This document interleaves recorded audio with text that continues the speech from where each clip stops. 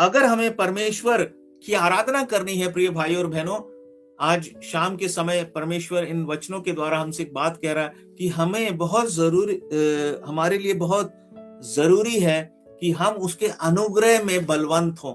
बिना परमेश्वर के अनुग्रह में दृढ़ हुए हम उसकी आराधना आत्मा सच्चाई से नहीं कर सकते हैं। We cannot worship the living God without being strong in His grace. देखिए, हम एक वचन को पढ़ते हैं, दूसरे तीमुथियुस के दूसरे अध्याय और उसके पहले वचन को हम देखते हैं।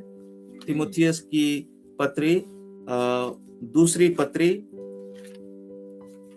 और उसका दूसरा अध्याय और पहला वचन।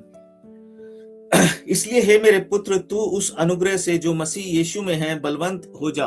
अंग्रेजी की बाइबल में बहुत सुंदर तरीके से लिखा है, be strong in the grace of Lord Jesus Christ. In the grace, अगर हम हिंदी में उसको हूबहू ट्रांसलेट करें तो वो बहुत और भी सुंदर सुनाई पड़ेगा कि उसके अनुग्रह में बलवंत हो जा। यहाँ पर बीएसआई की ट्रांसलेशन में लिखा है, अनुग्रह से जो मसीह यीशु में है बलवंत हो जा। पर वास्तव अगर हम उसको एक और तरीके से ट्रांसलेट करें जो कि बिल्कुल सही होगा, क्योंकि अंग्रेजी की बाइबल में अगर आप चाहें तो मैं उसको पढ़ भी देता हूं जिससे कि आपको कोई संशय ना रहे। अगर मैं इंग्लिश की बाइबल में से देखूं तो ये वचन इस तरीके से लिखा है,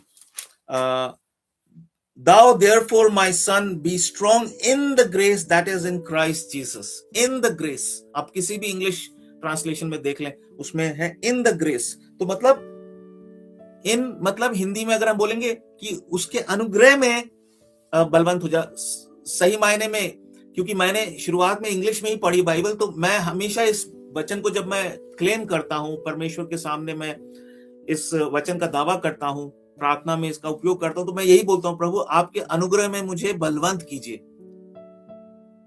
और जब तक हम परमेश्वर के अनुग्रह में बलवंत नहीं होंगे, हम मजबूत नहीं होंगे, दृढ़ नहीं होंगे, तो हम परमेश्वर की आराधना भी आत्मा सच्चाई से कर नहीं सकते हैं,